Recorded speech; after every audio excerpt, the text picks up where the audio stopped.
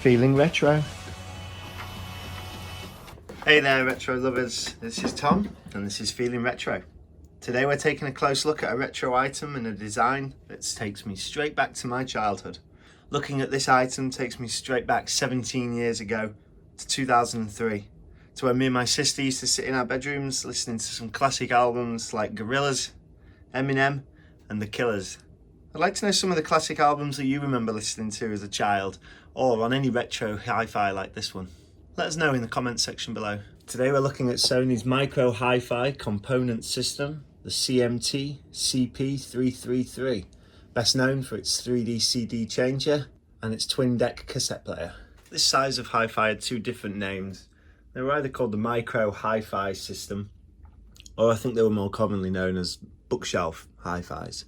The reason being that they were small enough and compact enough to fit onto a bookshelf. And I think this is one of Sony's most iconic designs from this era, with its neat, compact and simple design and its no thrills front panel. Combine that understated front panel look with the feeling you get from the first touch of these buttons and dials. It gives a real sense that this is a well built and solid piece of kit. At around 10 kilograms, this is a fairly heavy unit, but I did always prefer this design of hi-fi to the other garish and brash designs that Sony did create. You could call that their futuristic look on hi-fis that had things such as flashing lights. On these newer models, the buttons don't have that great click that the older models did in the 80s. Back in 2003, as you might have assumed, the technology for wireless music input and wireless speakers was fairly young, and it wasn't included on many of Sony's microsystems at this time. So let's start with the 3 CD changer here on the bottom. Of course, if we are using a CD changer, we're going to need some CDs. We have Feeling Retro, Saturday Night Fever, Pure Bassline, The Rocky Story, the soundtrack from the trilogy. Above the CD tray we have an option to play CD1, CD2 or CD3, and we also have the option to open at CD1, CD2 and CD3. First in, The Rocky Story. Open CD2. It's a fairly noisy and fairly slow system. I'd actually read reviews on this, that the system changed CDs fairly quickly and quietly. Maybe that was the case in 2003, but having used quite a lot of these systems here at Feeling Retro, this doesn't stand out to me as being particularly quick or quiet, but not bad. So this CD player does use Sony's DSG, or Dynamic Sound Generator Extra technology, which is a sound enhancer that generates a more dynamic sound, which is supposed to deliver a distortion-free music with some additional bass, some extra punch and some extra enhanced vocals and clearer instrumentals. I will have a quick go with the remote control from now on as well. So on the display here in the top right hand corner, you can see the track number and the playing time. This should show different things if we're using the radio tuner, the CD player or the tape deck. Let's just hit play again. Now this big volume dial right here in the middle, I think we might have to turn this up. A nice smooth motion. I'll give you two guesses why we're not getting any sound. Yeah, you guessed it. Because guess who forgot to plug the speakers in? Okay, a quick how-to. How to wire up a Sony Micro Hi-Fi. Or any hi-fi for that matter. This looks like a fairly simple system, where the speaker cables have two ends. And on the back panel here of the system, we have right speaker and left speaker. This will be the right speaker, so let's get them plugged in. Red in. Sometimes on speaker cables you will specifically have a red and a black cable, which is supposed to match up with the red and black parts. With cables like these, it doesn't matter so much. Okay, we now have our two speakers plugged in. So down here in the bottom right we have play mode button, which allows you to play CDs in 3 different modes. There's normal play, shuffle play or repeat play. Now, as far as I know, that'll just repeat or shuffle one CD at a time. So it will shuffle, for example, CD3, or it'll repeat CD3.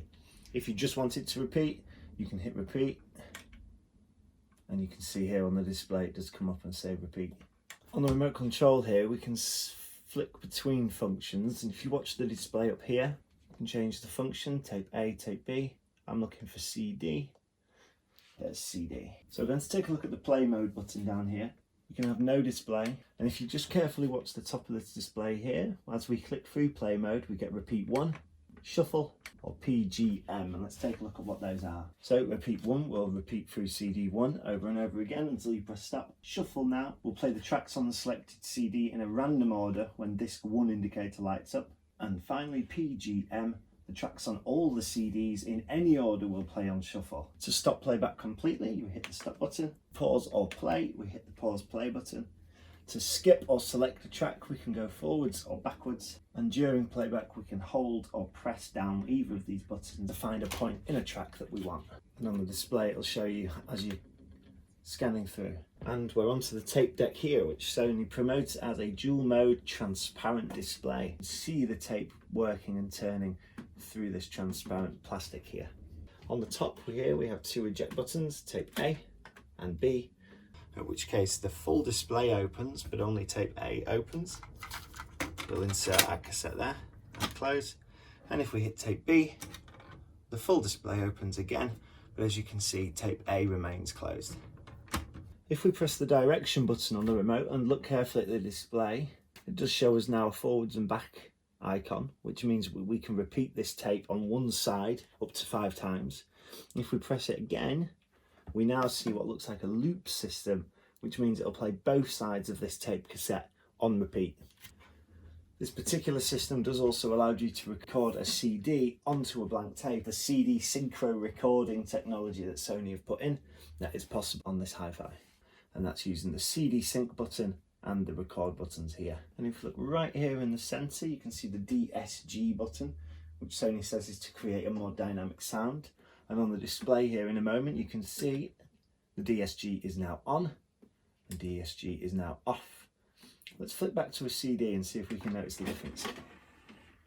You could use the sleep button on the remote control here, which allows you to flick between 90 minutes, 80 minutes, and then going down in 10-minute increments, so that the sound and the Hifi would switch off after a set amount of time to help you sleep. You could do the same on this Hifi with a wake up time to wake you up as an alarm clock. And let's take a quick look at the back of the system. So now we can see the back panel of the Sony Micro Hifi, and we've got the 2 audio jacks here. This is so you could connect up a whole range of components, including a VCR, including a deck or turntable. Here we have a CD digital out optical. Right here is where you would input your AM antenna, like we've got here. And next to it is where you would input your FM antenna. And that's it for the simple back display of this system. Thanks for joining us today at Feeling Retro to take a closer look at Sony's Micro Hifi CMT-CP333. If you weren't already, I hope you're feeling retro. If you're not subscribed to the channel, please subscribe and check out our other retro videos.